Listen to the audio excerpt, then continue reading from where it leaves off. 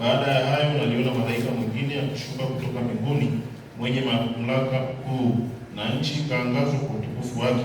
Akalia kwa sauti kuu akisema, umeanguka, umeanguka Babeli ule mkuu, umekuwa maskani ya mashetani na ngome ya kila roho mchafu na ngome ya kila ndege mchafu mwenye kuchukiza.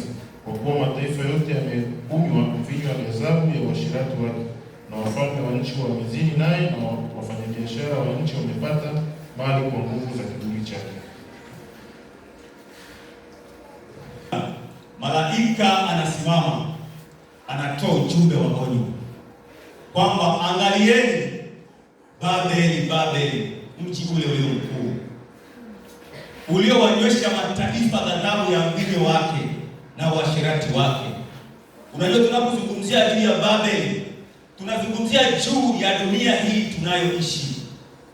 Nani ambaye anasimama kutangazia ulimwengu juu ya dunia tunayoishi imefikia wapi? Lakini Ufunuo anaeleza kwamba kila kitu kichafu, kila uovu, kila namna inayotakiwa ambayo ni machukizo kwa Mungu inafanyika katika dunia hii. Sasa ni ujumbe, ni mlinzi ambaye amesimama anaelezea dunia hii jinsi ilivyofikia. Na unapoona sasa watu, wanawake kwa wanawake wanaoana, wanaume kwa wanaume wanaoana, iangalie sasa dunia inavyoenda. Tunaenda wapi? Tunakwenda kuzikanyaga sheria za Mungu, na unapoingia katika kuikanyaga sheria ya Mungu ndiyo umezidi kuzama kabisa na kupotea katika ulimwengu. Na ndio maana malaika anakwenda kuonya, na anapoonya anazingatia ibada yake izingatiwe. Na ukisimama katika amri za Mungu ndipo utasimama katika kanuni ya Biblia. Lakini ukiendelea, anasema, anawaambia, tokeni kwake enyi watu wangu, pamoja na kwamba katika ulimwengu huu umechanganyikiwa, watu wanatenda maovu, hakuna kinachofanyika kizuri. Lakini malaika anasema na Mungu anasema, kuna watu wangu ambao wako ndani ya dunia hii ambao bado hawajamsujudia shetani. Bwana Yesu asifiwe. Sijui ni wewe au ni mimi. Jichunguze ndani ya moyo wako kwamba je, hujamwabudia shetani? Ni wewe ambaye Mungu anakuita? Ni wewe ambaye Mungu anakuchagua? Ni wewe ambaye Mungu anasema wewe ndiwe ambaye bado hujaingia katika mfumo wa dunia hii ambayo sasa imekwenda kuangamia? Na mjumbe anatoa taarifa ya ulimwengu jinsi ulivyo. Hebu tuangalie katika kitabu cha Ezekiel 33 mstari wa kwanza, anasema nini juu ya mlinzi ukutani? Mlinzi akajibu, si mbali, tunakaribia nyumbani. Bwana Yesu asifiwe.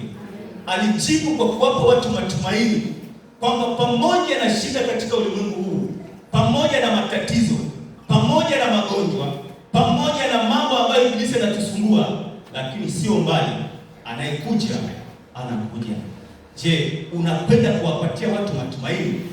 Unajua, hata idara hii ya vitabu inapotoa ujumbe wa kununua vitabu na kuwapa watu vitabu, huu ni mlinzi ukutani ambaye mtu anaposoma kitabu kinamjulisha habari na hatari ambayo inamjia ulimwengu. Ninakuomba ndugu yangu na msikilizaji mwenzangu, toa kitabu kimoja kwa ajili ya mtu ambaye anaangamia. Kitabu ni mlinzi ukutani, kinatoa taarifa ya mambo ambayo yanaujia ulimwengu. Na Mungu anachukizwa na dhambi. Kitu kikubwa ambacho Mungu anakichukia ni dhambi. Watu wanatenda dhambi. Anapoangalia haoni hata mtu ambaye anaweza kumsimamisha na kusimama kumtetea katika ulimwengu huu.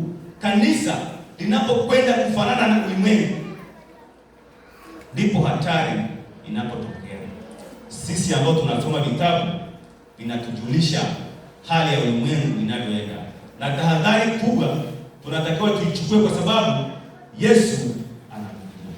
Someni kitabu cha Ezekiel 33 mstari wa kwanza, anasemaje na wa pili? Kwa kwanza na Biblia inasema, neno la Bwana likanijia kusema, mwanadamu, sema na wana wa watu wako, waambie, hapo nitakapoleta upanga juu ya nchi, watu wa nchi hiyo wakimtoa mtu mmoja miongoni mwao na amemweka awe mlinzi wao. Asante. Neno la Bwana linasema, Bwana, hapo upanga utakapokuja, wachague mtu mmoja ambaye atasimama katika Sayuni, na atakapoiona hatari inakuja, atakuja kuwaambia watu, atakuja kuwaambia watu kwamba kuna hatari inakuja. Jambo la kufanya ni nini? Ni kufanya matengenezo katika maisha yetu, maana hatari inakuja, maana upanga unakuja. Unajua, wakati wa kipindi cha wana wa Israeli alikuwa anaongea nabii tu, watu wengi walikuwa wanamsikiliza nabii, na ndio maana anapoambiwa nenda uwaambie, anakwenda anawaeleza, Mungu anasema hivi. Jamani, tumetenda dhambi, tumemwasi Bwana, tufanyeje? Tubuni basi, mrejee ili Bwana aweze kuwasamehe.